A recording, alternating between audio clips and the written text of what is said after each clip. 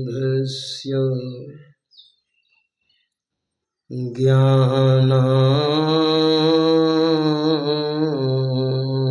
ज्ञानाञ्जन शलाकया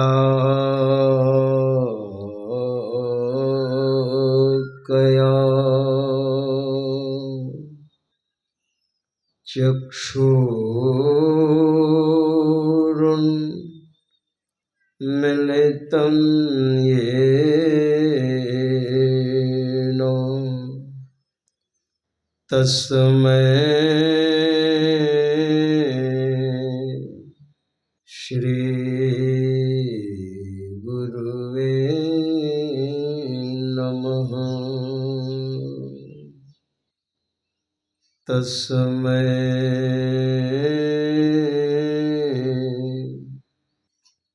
श्री गुरुवे नमः। सर्वक्षण स्मरणीय अनंत श्री विभूषित परम पूज्य पाद परमाराध्य श्री सद्गुरु महाराज के पावन श्री चरणों में कोटि कोटि नमन। इन्हीं के मस्तिष्क एवं हृदय स्वरूप परम पूज्य पाद संत द्वय के पावन श्री चरणों में कोटि कोटि नमन।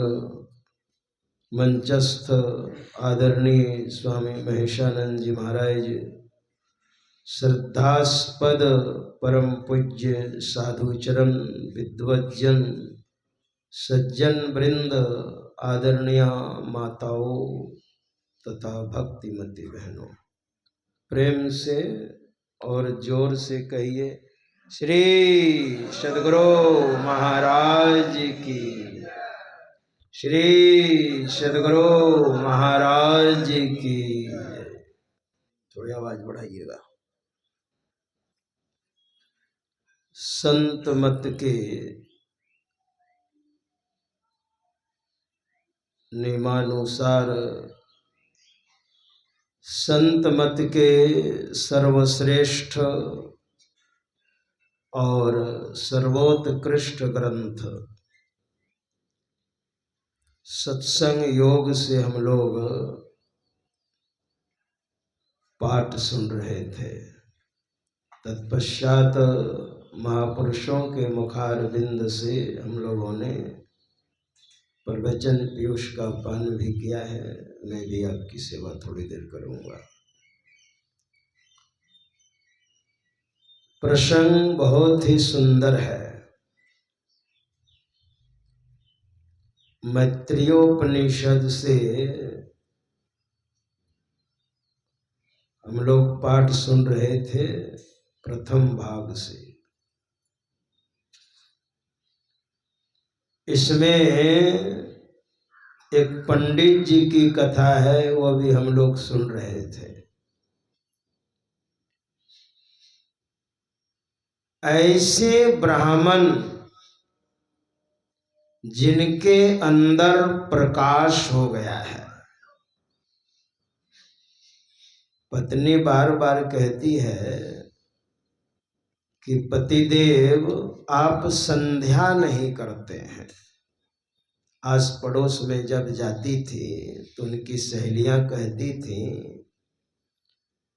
कि तुम्हारा विवाह शूद्र से हो गया है, क्योंकि तुम्हारे पति संध्या नहीं करते हैं। बहुत बार आपने सुना होगा, लेकिन ब्राह्मण देवता कुछ नहीं बोलते। लेकिन एक दिन जब झुंझला करके बोलती है कि आप संध्या क्यों नहीं करते हैं, हमारी सहेलियां बार बार मुझे कहती हैं, उलाहना देती हैं, तुम्हारा विवाह शूद्र से हो गया है। देखिए बहुत बड़ी बात है ये।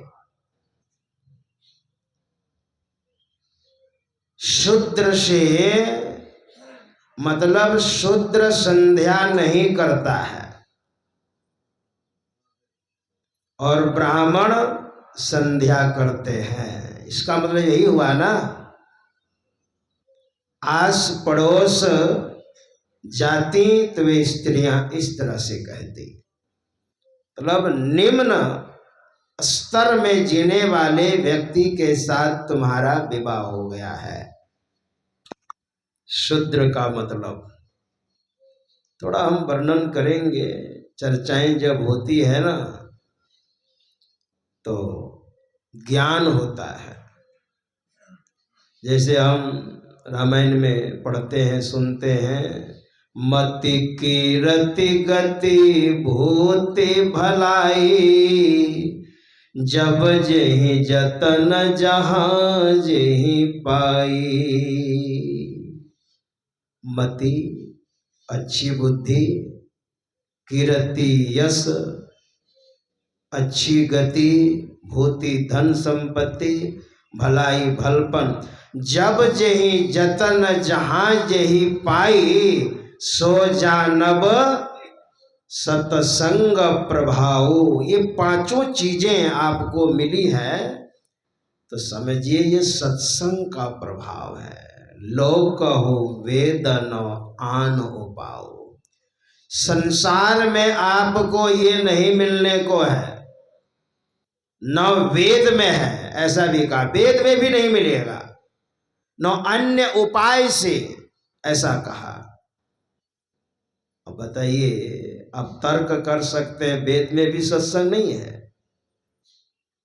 वेद में सत्संग तो है ही, नहीं तो तुलसी बाबा क्यों लिखते विनय पत्रिका में, वेद पै सिंधु सुविचार मंदर महा।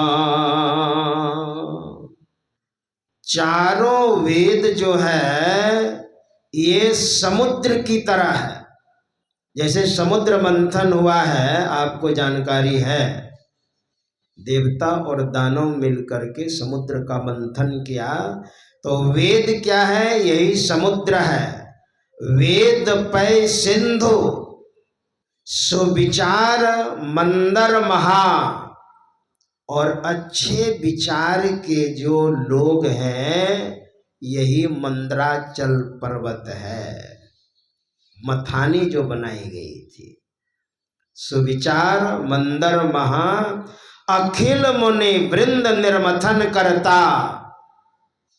और जितने महापुरुष हैं संपूर्ण संसार के, अखिल मुनि वृंद निर्मथन करता, वो मंथन करने वाले हैं, चर्चा करने वाले हैं। तो निकला क्या? सार, सार सत्संग। तुलसी बाबा कहते हैं क्या निकला? सार सत्संग मुदधृत्य इति निश्चितम वदत श्री कृष्ण वैदर्भि भरता। रुक्मिणी के पति भगवान श्री कृष्ण ऐसा कहते हैं। तो जब सत्संग होता है ना, तब निष्कर्ष निकलता है। उसी तरह से ये शूद्र और ब्राह्मण वाली जो बात है, ये कब से प्रारंभ हुआ है? ये भगवान श्री कृष्ण कहते हैं, चातुर्वर्ण्यम मया सृष्टम गुण कर्म विभागस्य तस्य कर्तारमपि मां विद्धि कर्तारमव्ययम्। चार वर्णों को मैंने बनाया है, इसका वर्गीकरण मैंने किया है, भगवान श्री कृष्ण कहते हैं। और गुण कर्म विभागस्य,